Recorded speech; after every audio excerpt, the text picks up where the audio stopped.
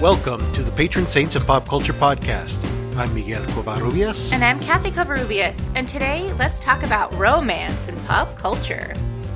Thank you so much for listening, and don't forget to review and subscribe to us on your favorite podcast platform. Today, we are going to be talking about the Manic Pixie Dream Relationship. And why we don't need to have a romantic relationship in order to be whole. We'll also give you some of pop culture's best examples of relationships. And then finally, of course, we'll give you our contact information so you can go ahead and join the conversation. If you couldn't tell from our different content, a table of contents there, we are doing things a little bit differently today. We're having a special Valentine's Day episode. Even though we are doing this the weekend before Valentine's Day, it kind of gives a little help to prepare. I guess. I mean, I wouldn't say that what we talk about is going to get you into the mood. Yeah, not necessarily. But we do want to give you a spoiler alert, as we are probably going to spoil some of your favorite sitcoms and rom-coms. Mm-hmm. Yep. We're diving into TV and movies. So if you like either of those, spoiler alert. Spoiler alert. But to be fair, we are talking about things that have been out for a while. So if you are caught up on everything, you should be good. You should be fine. Yeah. Yeah. Like How I Met Your Mother. Mm-hmm. And a little bit of The Office and a little bit of Parks and Rec and yada yada. Speaking of How I Met Your Mother, that's how I'm going to begin the talk about the Manic Pixie Dream Relationship, is Ted Mosby. Yes. I see. There's this thing, and I loved How I Met Your Mother growing up. I was in my 20s. Growing into adulthood. Growing out of my adolescence. How about that? Yeah. Growing out of my adolescence, I loved How I Met Your Mother. Primarily because of Ted Mosby. I like to imagine myself as a Ted Mosby-esque kind of person. Minus the being an architect. Minus the being an architect and living above a bar. Yeah. And having all kinds of money to sit and drink in the bar like every night. Like, and who has the money to do that? Yeah, that is true. That was until the end of the series. Not necessarily the ending itself. Though the ending itself did kind of ruin the entire series for me. And for a lot of people. But I think it shattered my illusions of who Ted Mosby actually was. Mm-hmm. And he wasn't necessarily a hopeless romantic. He was just hopeless. Yeah. And I don't know about you, but rewatching it after watching it the first time, like with a little bit more wisdom behind me, I was like, oh boy, like this is not good. Yeah. Like everyone loved Lily and Marshall. Like they had a great relationship, but they were also very problematic. Yeah. But we're not necessarily talking about that. We're talking about more or less the Ted Mosby of the problem. And what I mean by the Ted Mosby is this is what a lot of millennial men kind of ended up like. We ended up kind of in love with this idea of what culture is called the Manic Pixie Dream Girl, as, you know, the perfect ideal of what love should look like. It's love in fairy tales. It's love in romantic comedies. It's love in specifically these sitcoms like Friends and How I Met Your Mother. Now, when you look at it now, like looking back on it, I'm like, this is narcissism, like dressed up in a pretty package. It's all about his wants, his desires. And almost every single time, it's not like the women are like not really necessarily. They're tools. Yeah, they're tools. They're not necessarily anything other than an object. Yeah. They're objects that can speak, in other words. And have sex with him. Yeah. But the men are ultimately where the focus of the character development and a lot of the storylines are based. Mm-hmm. I mean, this is not solely on How I Met Your Mother. It's also Friends. It's also a lot of those buddy comedies. I can't remember what they're called right now. I don't know why for the life of me I'm blanking, but where you have a ensemble situation comedies. Yeah. Okay, yep. Where it's more than just one character. Yes. That's the lead. But with all these ensemble characters, nobody really gets that character development besides the men. Mm-hmm. If you notice that. Oh yeah, I've noticed. And it's a lot of narcissism. Mm-hmm. A lot of narcissism. And it's a lot of masculine-centric, narcissistic views of relationships. And that's the problem with a Manic Pixie Dream girl and Manic Pixie Dream relationship. And if you're not familiar with the term Manic Pixie Dream girl, it's kind of based on like characters like, let's see. Zooey Deschanel. Zooey Deschanel in pretty much every movie that she's in. Yeah. Even New Girl. Mm-hmm. She is the Manic Pixie Dream girl for New Girl. Mm-hmm. And see, even then, that situation comedy itself isn't even focused on her, and that she's the title character. Yeah. It's focused more on her roommates. Yep. The guys in the... Oh my goodness, I just realized that right now. I need a spoiler alert for myself. Funny.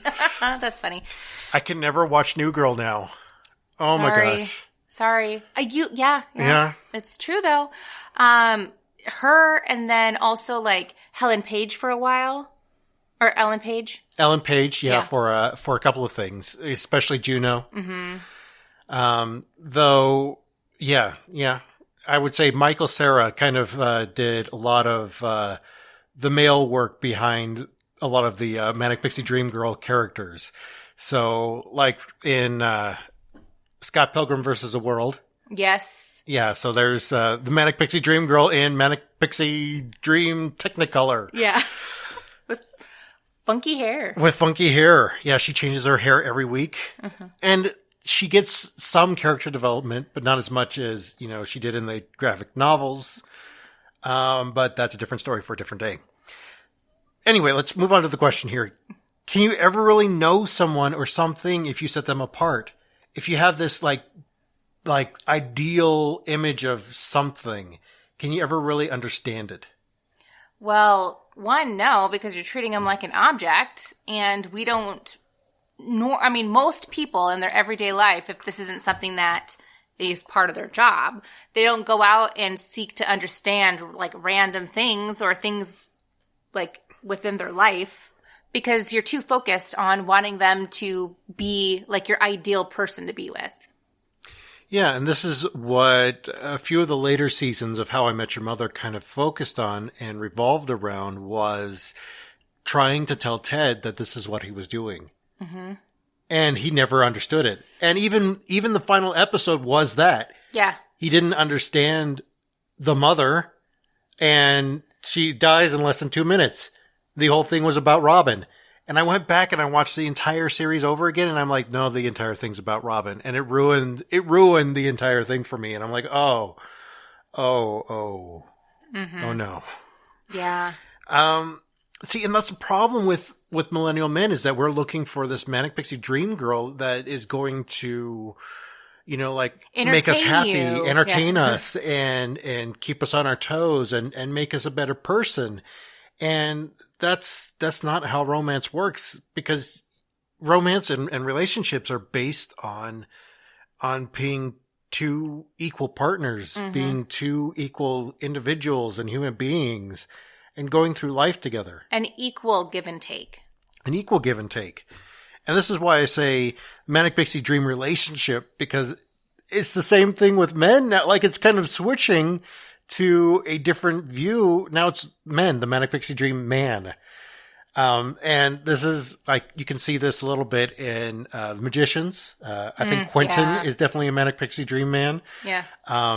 The Joker is a Manic Pixie Dream man. Ugh. Anybody who ships Joker and Harley, even though they are in a relationship, has that view of the Manic Pixie Dream man. You've got a bad view of what a man should be. You're going to go on a tangent about the Joker. I'm not. I'm just going to leave that there. But I do agree that relationship is terrible, and he is very abusive to her, period. Yeah. Moving on. Moving on. And there are a lot of men like this, and this thing they're just reversing it, and this is not the way that I feel the feminism should be. Is that it should not reverse the masculine centric view to be the feminine centric view, like in that way. I don't remember what it's called. It's not. It's misogyny. Yeah. Okay, thank you. Or misandry. Misandry. That's what. Misogyny is when. Yeah. If you're replacing misogyny with misandry. Yes. That's what I meant to say. Yes. Okay. Yep. A long route to get there, but I got there. And even the creator of OA, Britt Marling? Yeah, Britt Marling actually wrote an opinion piece that came out today, I think, about how she doesn't really like the lead females anymore, or like playing a lead female role, because what all they're doing is take male characteristics and putting them into a female body. Yeah. And it shouldn't be that way. People are more complex than that. And so anyway, that kind of reminded me of that. It's a call for better writing. Yes. You need to write complex characters. Not every single character is a simplistic two-dimensional object. Is basically all I'm saying with this whole thing. So let's move on to the Ross and Rachel. This is the Manic Pixie Dream Relationship in its infancy? Pure nature. Mm-hmm. No, it's in its pure nature. This is exactly what it looks like. It's unstable. It will never, ever carry the long run. Mm-mm. And even though they had that happy ending where Rachel gets off the plane and she goes back to Ross's apartment and they're together again, that relationship, I would have given it maybe like 2 months. Because they're both very selfish people. They're both very selfish. They're both very toxic people. Mm-hmm. And that's the problem with, like I said, with these ensemble casts, is that they're all narcissistic characters, if they get any character development whatsoever. Mm-hmm.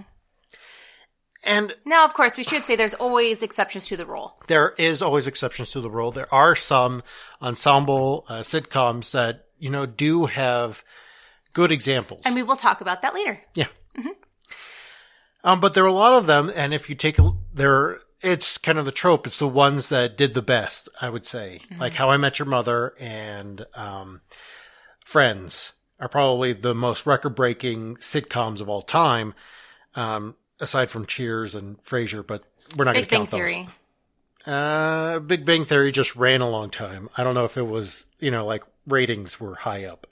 It was for, at the very beginning. Yeah. Anyway. So, was there ever a relationship that you expected someone to be something that they weren't? Yes. So, it was you. No, I'm just kidding. Thanks. So, I would say that it would be the boyfriend that I had in high school, and he was an older guy. And I expected him, since he was older, to be more mature. Now I know that just because you're older does not automatically make you mature. So there's that. There's a reason why we're not together. Well, and this is with Ross and Rachel, that they both expected each other to change. Mm-hmm. And neither of them did. Oh, you didn't answer your question. Well, no, I'm getting around to that. Okay. Because I'm pulling the rest of the topic in. Okay. Is that neither of them changed, but both of them expected the other one to change. Both of them were selfish. Both of them did that. And I would say the majority of my relationships in my life were that. Both my girlfriend and I had expectations for the other person that we never told the other person about. We never talked about it. We never explored those expectations of each other.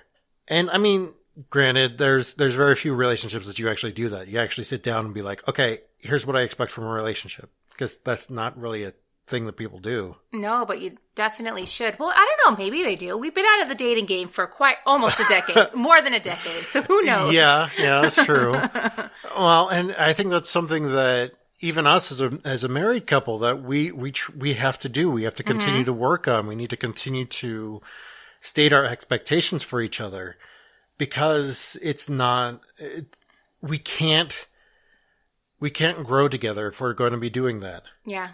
If we expect the other person to be our stable rock or whatever, we need to like voice that. Yeah. And also too, it's good to have those conversations, because then there's some things when you say it out loud to that person, you realize, oh, that's not realistic. I'm not thinking of any specific examples like for us, but I'm just saying, like, generally speaking, somebody can't be your rock all the time. Yeah. You know? Yeah, no, it can't be like that. Yeah.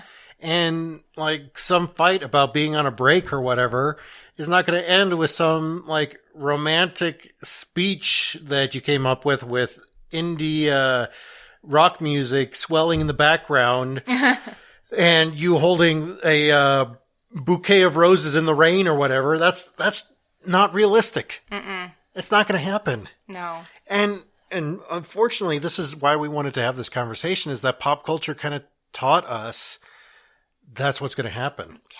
And frankly, if you're in a relationship and that does happen, you might want to reevaluate what's going on. Yeah. You might want to suggest to the other person that they find somebody to talk to.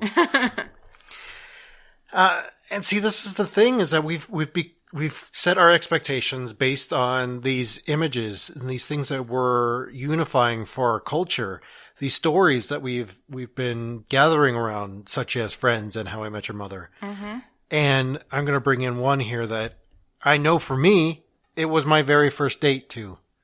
I took my very first date. Not me. I was in the 3rd grade. Yeah. Thanks for making me feel old again. My very first date to Titanic. And see, this is right here. It's, teaching the millennials about what they should view as love. I mean, this is even brought in Love Actually. You can see this still, yep, how it was used to kind of shade the ideas of love. So that love isn't just those, like romantic feelings at the very beginning, like Jack and Rose had during the course of that movie. That every relationship isn't going to begin in a whirlwind of good feelings. Mm-hmm. That, sometimes it takes a while. Sometimes you got to be friends with somebody for years before you realize, oh, I really like this person. I really enjoy being around this person. This person, helps me to want to be better. Mm-hmm. Not makes me better, but helps me want to be better. Yeah. Or I hope this person, makes me better, does the work to make me better. No, see, that's the thing, is you can't expect somebody else to do the work for you. Mm-hmm. Is you got to do it yourself. Yep. And this is, that was that problem that around the same time as Titanic, you're getting all of these ideas, and it's like Jerry Maguire and everything else. It's like the completion or the other half or those ideas of somebody like getting you out of your situation. People can't get you out of the situation. Yeah, it's to save you. Looking for your savior. And honestly, that's the way that I was for the majority of my life. And in fact, we had this conversation earlier today. You're like sitting upstairs working on your piece of the podcast there, mm-hmm, and you yelled down to me, "Wait, am I your Manic Pixie Dream girl?" And yes, you were. And because that's what I was looking for at that time, but it grew into more. And then, some relationships can start that way, but it took a lot of hard work for both of us. Mm-hmm. We both needed to grow. We both needed to realize that love was so much more than that. Yep. So much more than looking for somebody to complete you or save you from your situation. And I do have to say, the love that I feel like we have right now is much healthier and a much more stable place than the love that we first had when I was your Manic Pixie Dream girl. Yeah. Aw, we love each other. We grossed Peter out earlier today. Yeah. You don't necessarily complete me, but you make me want to be a better person. Yes. Yeah. That's good. It makes me happy. Now I'm forgetting what I have to talk about. Okay. Oh, yes. So the whole moral of his story that he just told is that you don't need a romantic relationship in order to feel whole. And I know, some of you are out there like, yeah, so says you, the person who is married and has a good relationship and hasn't dated anybody else besides her husband in over 10 years. And I get that. I understand why you wouldn't necessarily want to take any of our advice. And frankly, you don't have to. No. And we're just, those two people who have a podcast who like to talk about pop culture. Yeah, yeah. But I do have to say that there's way too many TV and movies out there that show people so desperate to be in a relationship that it's not healthy. Yes. Several of them. Ted Mosby. Yes. Exactly. Like Ted Mosby. And then also too, you also have like side characters who aren't helpful, who are constantly trying to like set them up with people. For example, Ann Perkins constantly trying to be set up by Leslie, and like Leslie trying to set up Ann Perkins, I'm talking about Parks and Rec, for those of you who don't know. But even then, like, I understand the whole, I want you as a friend to be happy, but you're also telling your friend you can't be happy unless you have a partner. Yeah. And that's problematic. And that is problematic. And to be honest, when we, were younger and first got together, that was like the idea, and there wasn't any other like options. Yeah. But now, especially with the new like wave of feminism, like we realize that relationships are complex, and sometimes you just want to be a free agent, and that's totally fine. And sometimes you want to be with more than one person, and that's totally fine. Like whatever floats your boat, as long as everybody's consensual. Yeah. Consenting, I mean, like, whatever. So I feel like recently, especially the last couple of years, we are starting to try to evolve, or we're evolving a little bit into a healthier way to view what romantic relationships can look like. Yeah. But then again, I also live in my own little bubble, my own little social bubble, so who knows what's really going on out there. Yeah, we tend to only socialize with married couples, so we don't have very many single friends at the moment. Yeah, that's true. And then also, too, in TV and movies, if the person is not, like, desperately, like, seeking a relationship, you also have that other person who's like, oh, I don't need somebody in my life. Like, I'm a big, tough person and yada, yada, yada. And then all of a sudden they see the light and then they're like, oh, wait, I do want to be in a relationship. And that, too, it's kind of weird, Yeah, and it was like, and sorry, I told you I'm going to try not to talk all the time about How I Met Your Mother, but it's Barney Stinson for Robin. It was Barney Stinson was pretty much only there to break Robin into being a woman who can be in a relationship with Ted. Sorry. The more I dissect it, the more I get mad at it. It's okay. I know it's probably hard for you to like have so much like loathing now for a show that you loved so dearly. Yeah. Yeah, I know that sucks. See, if I started picking apart Scrubs, that would be much more devastating to me. Even though I know that JD is hugely problematic as well. Mm-hmm. Yep. So you had already mentioned, Jerry Maguire, the whole, you complete me. Yeah. And like that epitome of like, oh, how romantic is that? Like, I need to find somebody who's my other half or my soulmate or the person who is like the piece of the puzzle, that's makes my life complete. Yeah. Complete. And it's sad almost, Mm-hmm. I feel like we need to start focusing on people as individuals first before we focus on being in a coupling, and just to be honest with everybody, like us, like we've had to do that in our relationship. Like we've had to be like, no, like I need to focus on working on myself right now.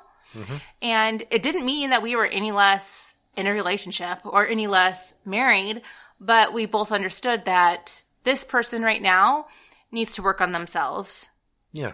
and we were supportive and understood that. And I think that that's important too. Well, it's important to, well, work on yourself, because I think it's. But we also aren't like looking to each other to like. Yeah, complete each other. Yeah. But no, what I'm trying to say is I'm trying to get a good metaphor for this, and I'm blanking. Do you want me to continue to talk so you can think of it? No, it's okay. It's you can't. It's not just necessarily growing each other, but it's more cultivating growth for each other. Yes. Cultivating an area where each other can grow, and so you can grow together. Yes. Instead of stifling the growth of the other so that one can grow. Yep. Individually. Mm-hmm. Absolutely. But this also came after many years of marriage. Yes. Close to 9. Yes. So, did you think that I completed you when we first started dating? Yes. Sorry, that's a yes. I told you you were my Manic Pixie Dream Girl. Like it was very.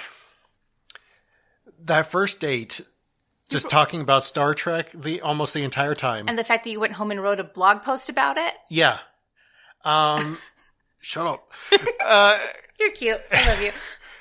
It was very much, and as I wrote in that blog post way back then, it was very much like magic. And it did feel that way because... Hormones. Well, hormones. And you got me outside of myself. For the first time, I felt like there was somebody that I could allow to see me, the real me, even though I still continue to hide things from you for a long time. Mm-hmm. And I think that was the problem, was that I wanted you to see me, but I kept trying to hide myself from you, which was weird.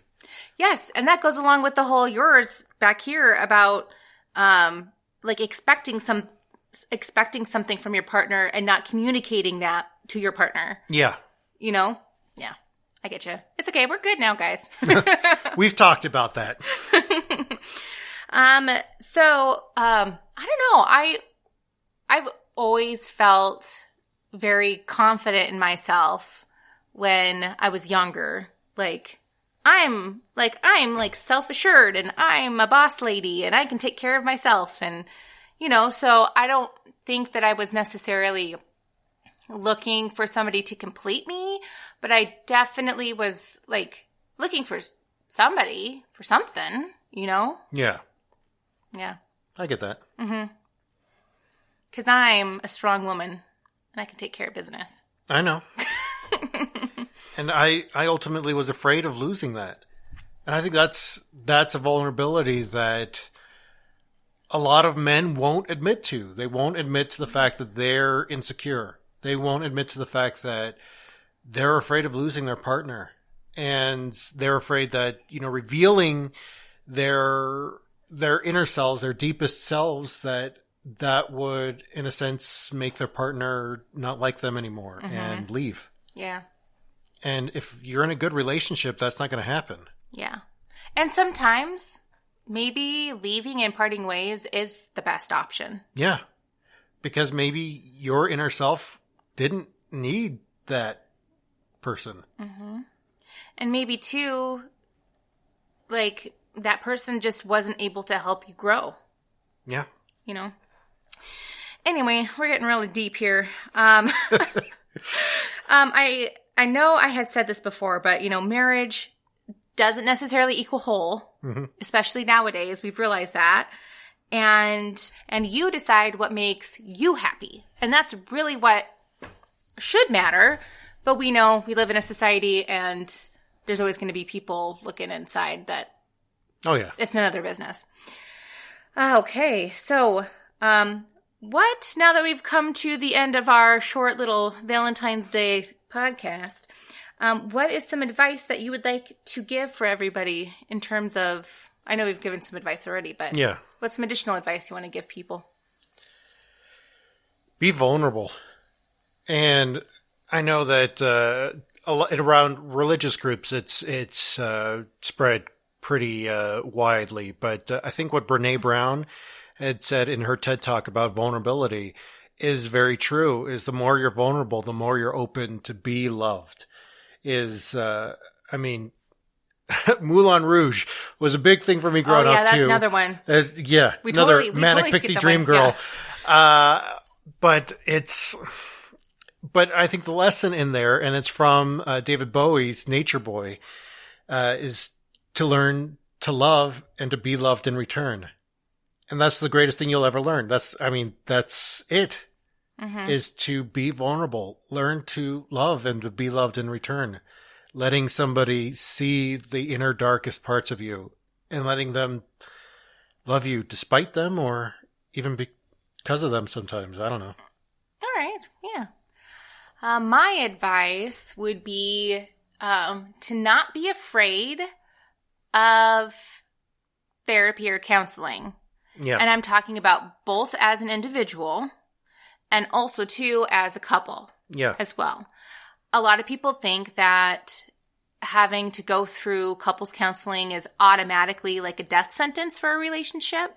And to be honest, for a lot of people, when they decide to go to couples counseling, it's kind of like it's almost already too late. Yeah. You know, both parties are just too stubborn to try to work out anything. And the reason why they're going to therapy is for the therapist to like give them the okay to split. Or... Well, but I was also going to say the therapist, they're hoping that the therapist is going to be like, you're right, you're wrong. Oh, yeah, you know? That too. Yeah, yeah. And that's not what the therapist is there for. So, yeah, I don't know.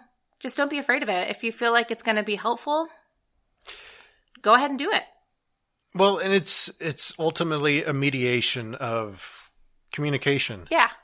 It's another safe place for you to have communication. An impartial mediator Yep. whose sole purpose is to try to help you towards your goal.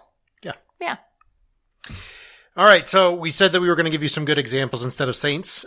So we're going to talk about our favorite and realistic examples of love and relationships in TV and film. Mm-hmm. And granted, we could not think of a lot of films for this because I think a lot of films show the disaster in relationships, or it's just, I mean, with a TV show, you can develop a character's relationships like throughout many hours. Yeah. And with a movie, it's not as, it has to be quick. So that's probably another reason why.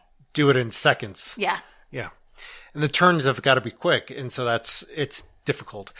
But, I'm going to first go ahead and give one. And I'm not going to give the one that I said earlier, so because I don't know if you wanted it or not. You can choose whoever. It's your... Well, I was going to say Leslie and Ben because I think they're very much like us, is that they did start off a little bit slow at first, but they began to understand each other and what drove each other. And tried to encourage that and support each other in that. Mm-hmm. We're like more like not the beginning, Ben and Leslie, but like the middle and the end. Middle and the end. But we don't have triplets. We just have the one. Thank God, no. The only movie we could come up with was The Big Sick. Mm-hmm. The story of Kamal Nanjiani and his wife, which... It's a beautiful story, and we've talked about it before. I think that was way back in season 2. So yeah, and I'm just looking up names of characters so I can remember them. He's all like, "Why are you on your phone?" It's okay, guys. Research in the middle of the podcast. Hey, it's okay. Okay. Anyway, you were in the middle of saying something. No, there's just that we talked about The Big Sick in season 2 of the podcast. Yeah, and get ready for tissues if you're going to watch that. You're going to cry. Yeah. You're going to cry. So I'm going to talk about, Raising Hope. Well, yes. Like the TV show Raising Hope, but specifically Bert and Virginia. As quirky and not so bright. As both of them were. They still, like, full on loved each other, supported each other, and would do friggin' anything to help the other one. And help each other grow as well, too. Yeah. as weird as they were still a good couple. Santa Clarita Diet, Yes. one that I refuse to talk about on the show because I do not want to dissect that one at all. It is still, for me, the funniest sitcom that I've ever watched. And it's never coming back. I know, but the relationship between the Hammonds, I think, is a very realistic take of marriage. Was that, yes, Joel was freaking out. He didn't know what to do.